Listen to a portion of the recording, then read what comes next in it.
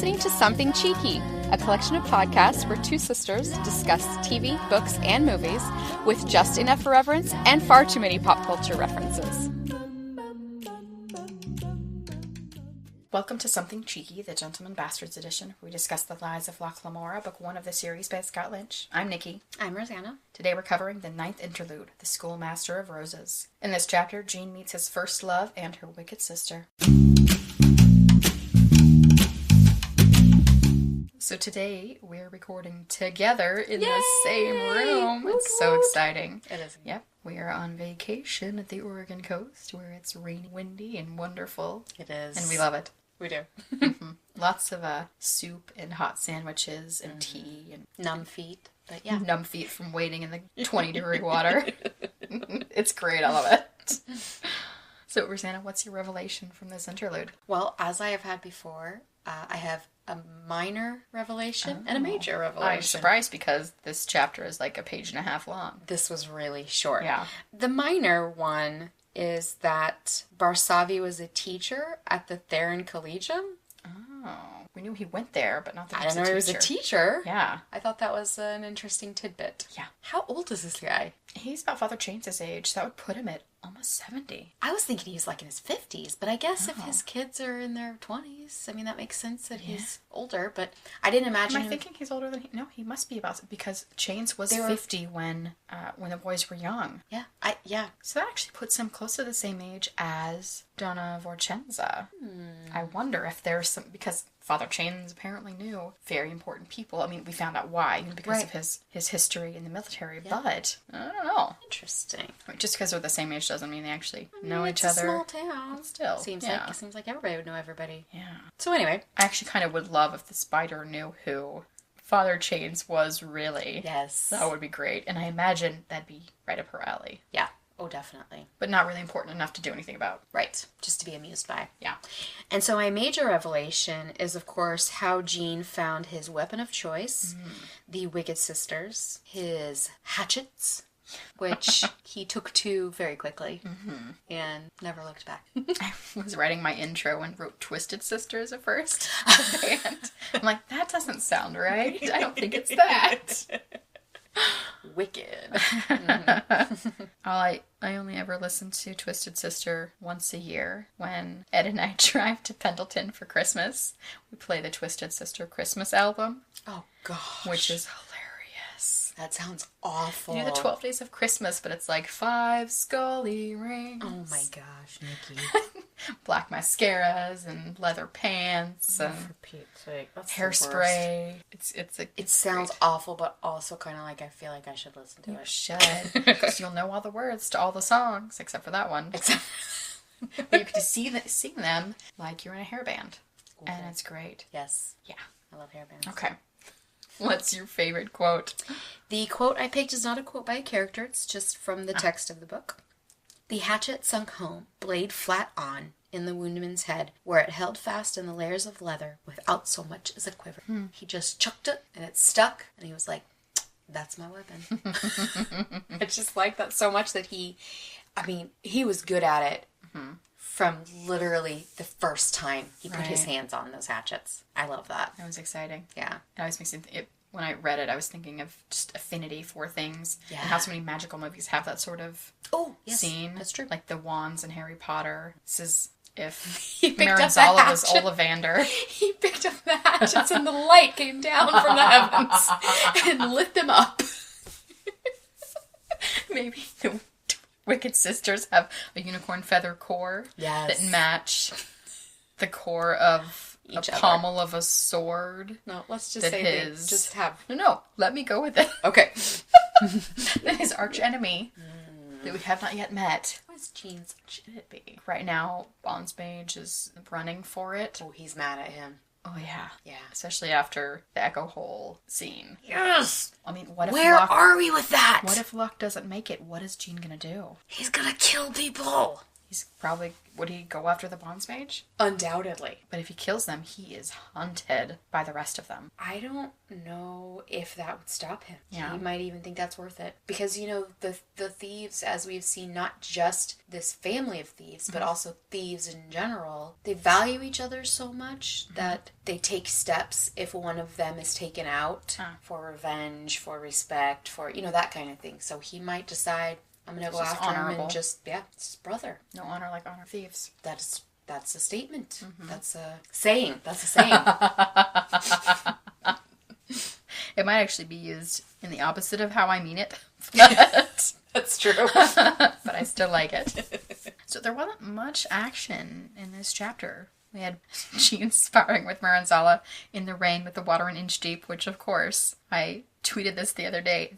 It made me think of the Rihanna Umbrella video, which Tom Holland just did on Lip Sync Battle, and he even had the platform with the water in it. On the stage. On the stage. That was amazing. It was amazing.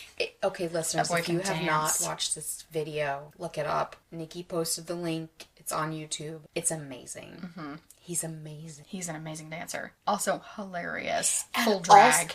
And also, he was like, I am Rihanna right now. Yeah, it was great. There was nothing about him where he was saying, I'm pretending to be Rihanna. Isn't this funny? I'm dressed like a girl. No, he was like, I'm Rihanna right now. You know Rihanna? Amazing. That's me. Yeah. He was so good. Yeah. I'm amazed that wig stayed on. Yeah. I had forgotten that he could dance. He's the new Spider-Man. I love him as the new Spider-Man anyway, even though we've only seen him in Avengers Civil War so far. He had enough of a part in that movie for me to love him. Oh, just like the show. Just like Wonder Woman in Batman vs. Superman. He was like this shining point where you're like, I want more of this character. This character should have a movie. He stole every scene he was in. He was very good. So well. Even when you couldn't even see his face because he had the mask on. Yeah. It was fantastic. And one of the characters, who was it that was like, where did you get this guy? Or how old is this kid? Or something like that. He said, that really old movie... And he was talking about... Raiders of the Lost Ark or something. Wasn't he talking about one of the Star Wars movies? No, it was because it was the boulder. Oh, yeah. Okay. Yeah, that really... Yeah. It's like, how old is this kid? I really like that guy. I always like that, or I also like that that's funny because Steve Rogers is 90. Yes! And so it's way older than... Ancient, yeah. Yeah. That's funny. Yes, I like Tom Holland. Also, he can dance, which you would know if you remember that he played Billy Elliot in the musical, where he did ballet. So he obviously already has a dance background, which explains why he kicked ass on that stage. And also that he's been playing Spider-Man, which means his stamina and agility are, have been exercised. +5. Like in D&D. +5 to agility. Oh, Nikki. I don't know anything about D&D.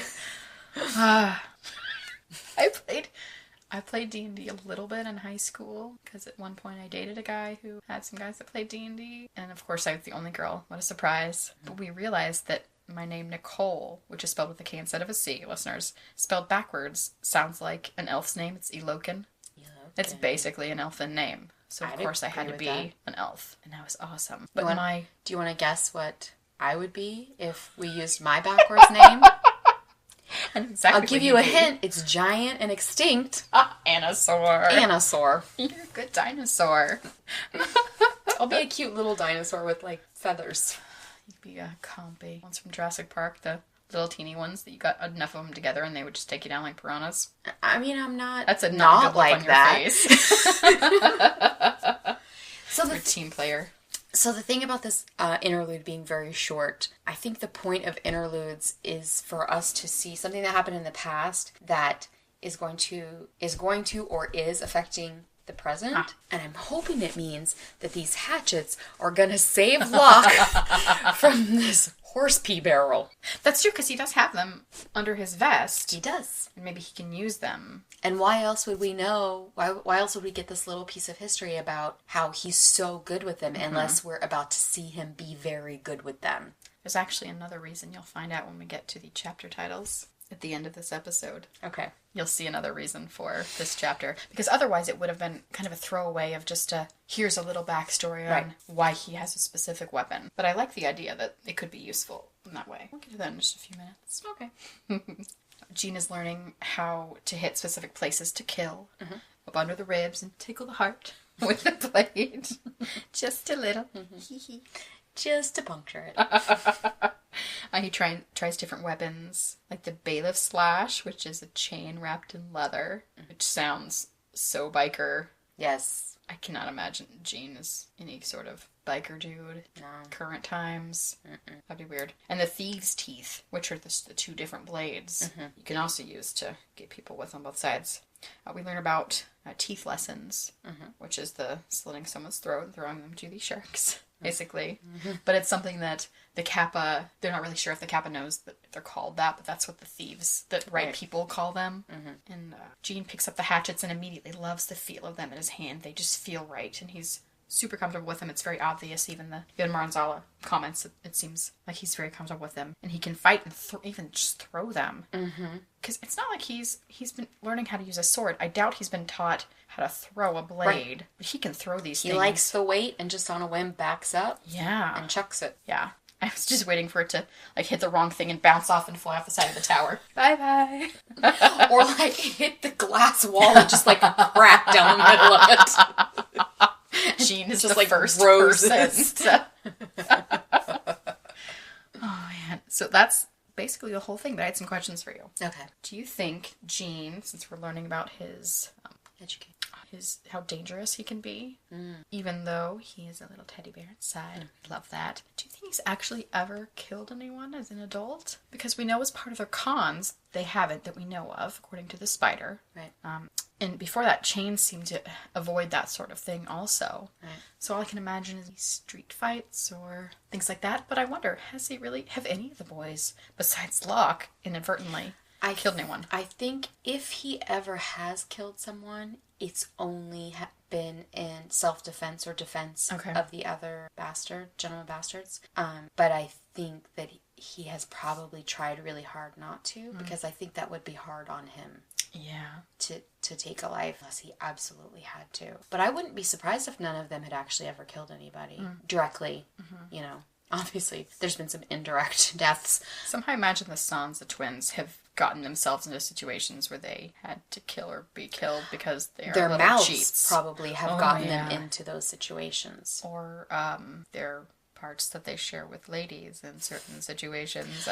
Or also, we've heard about assassins being sent on these guys every once in a while. That's right. They might have had to kill the assassins if they couldn't pay him off. Right. We know they paid him off, but yeah, they weren't necessarily always Maybe they wouldn't all accept that, yeah. Why? That's right. If you can't trust an assassin, you can trust. Next week, we are reading Chapter 10, Teeth Lessons.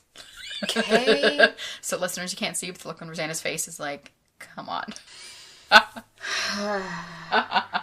So I told you 3 minutes ago. This chapter might be for a different reason, to introduce us to what the next chapter was, because we learned about teeth lessons. So now that you know what teeth lessons are... So teeth lessons are killing somebody with the swords.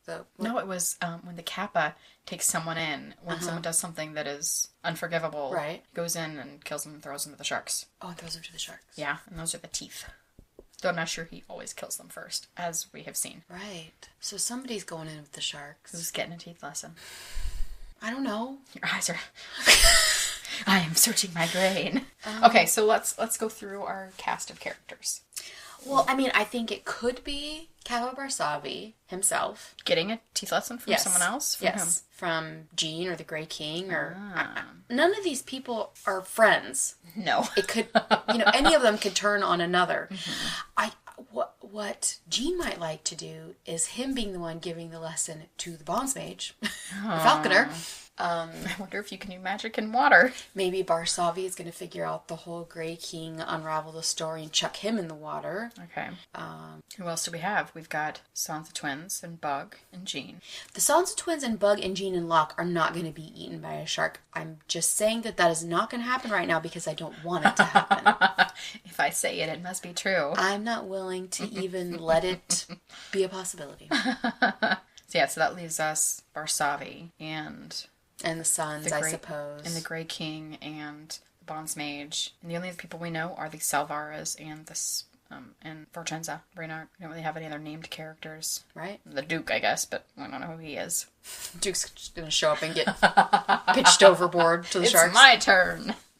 So what's your gut as to who is getting eaten by a shark, basically? So here's the thing. Or is it a metaphor?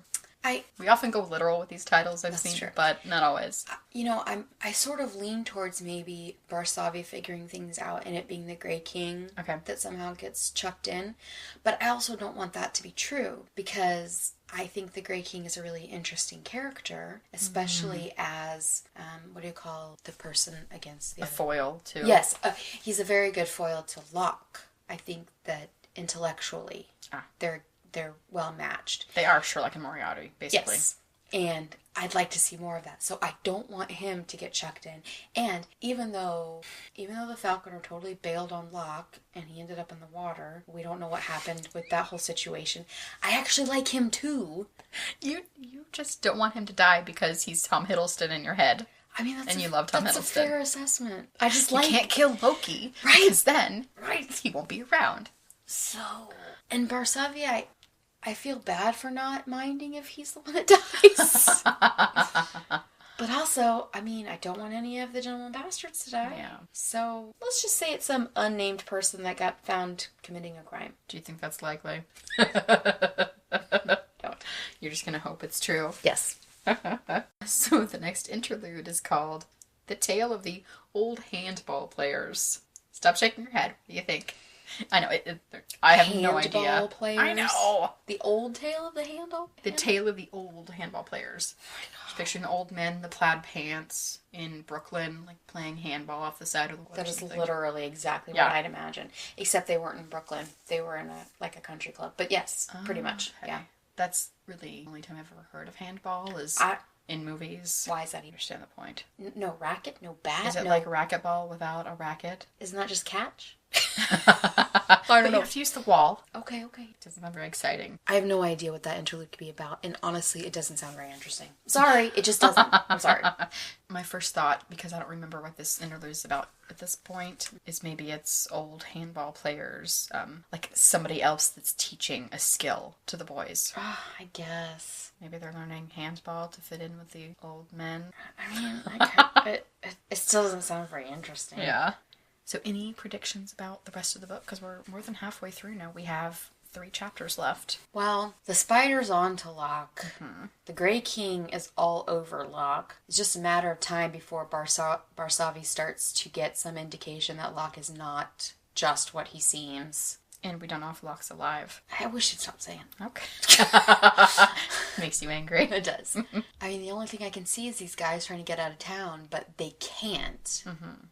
Not to mention, Locke doesn't seem like the kind of guy that's going to run. Oh. I'm just worried that his confidence in himself is too high. Okay. He doesn't think he can get caught, but this trap is getting tighter and tighter around him. Yeah.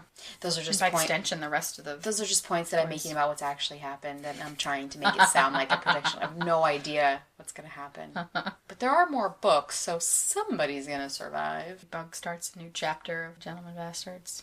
No, Locke's not going to die. And neither is Jean, and neither are the Sansas. Everybody's fine. On that note, you think Locke's going to survive. And Somehow. Mm-hmm. So, when this book finishes, all is resolved somehow, what's the next book? I guess it kind of depends on how they resolve this one. Okay. Are they going to keep doing more cons? Does that sound like it would get old, or would that be interesting? Depends on, maybe they leave town. Maybe Locke's somehow Locke and Vorchenza strike an unlikely friendship. And Locke becomes a spider. Oh man, he'd be good as the spider. Yeah. Can you imagine them living in the tower? I feel like at the end of this book we're going to have formed somehow some new relationships between characters, or maybe change the relationships that they have. And so maybe that's where the next book will go. I keep thinking, I don't know if I'm thinking this or if I'm just hoping this, that the Falconer, the things that happened to Locke were still on purpose. Oh. But he was still protecting him. Like, he wanted Barsavi to think that he drowned and died in the thing, but he's actually going to go save him because he needed Barsavi to think he's dead. But this is actually part of his con. That this is part of the Grey King's plan for Locke. Okay. Let me ask you this. We don't know about Locke. What we do know is there's going to be a party. Right. Any idea about this party? What it might... Because we know that they're inviting, like, everybody to this party. Do you think the spider will show up in some disguise? No. Maybe the Grey King is setting this up so Barsavi can think he killed him, and then Barsavi's... Have I said it before that Barsavi's defenses would be down, thinking the Grey King is dead, and then the Grey King puts into motion some sort of a plan he had, you know, like... Okay, here's the thing with the Grey King. I still don't know why he doesn't like Barsavi. I don't understand what his deal is, and so how could I guess what he wants to do to him? Any more ideas about why he looks familiar to Locke? I still think it's Locke's daddy. Or uncle, or... Mother, our first trans character in the story. I'm not going to say no, but I think he saw his mom die. That's true. But maybe he looks familiar because he looks like his dad, who he hasn't seen in a long time. Maybe it's his dad. Maybe it's his dad's brother. Maybe it's his mother's brother, who he never met, but looks like his mom. Okay. I mean, he's a smart guy. Locke's smart. Two smart people must be... No, I don't know. I really just need to read the next chapter, though I think I say that every time, and then I just end up with more questions than answers. I want to think that the Falconer didn't... just leave Locke. I'd like to think that the Falconer didn't desert Locke and really set him up to die. Yeah. I want it to have been part of the plan. The Grey King's plan, the Falconer's plan, the plan. I wanted that to be the plan, even though it sucks for Locke that he's in the horse pee. It's gross. Yes. But that's better than Barsavi saying, "You're the Grey King, I can touch you," and just stab him right through the heart. That's also true. Because then he'd actually tickle die. his heart. Just tickle it. Just a smidge. So, that's all I got. That's our episode. Please leave us a review wherever you get your podcasts, and follow us on Twitter at somecheek or facebook.com/somecheek. You can also check out our other podcasts and find links to them on our website, somethingcheekypodcast.com. You can also go to our website to see the new coupon code that we have for Code and Quill notebooks, which are really, really nice journals you can get that we talked about in our last episode. You can go to codeandquill.com and place an order and use the coupon code somethingcheeky10 for 10% off of your order. You should definitely follow us on Facebook and send us some feedback so we know what you like about the show and what you don't like about the show. Exactly. You have to like everything. No, we actually do want good, honest feedback. It's been really helpful from what we've gotten so far. Definitely. We love it. Thanks for listening. We'll see you next week.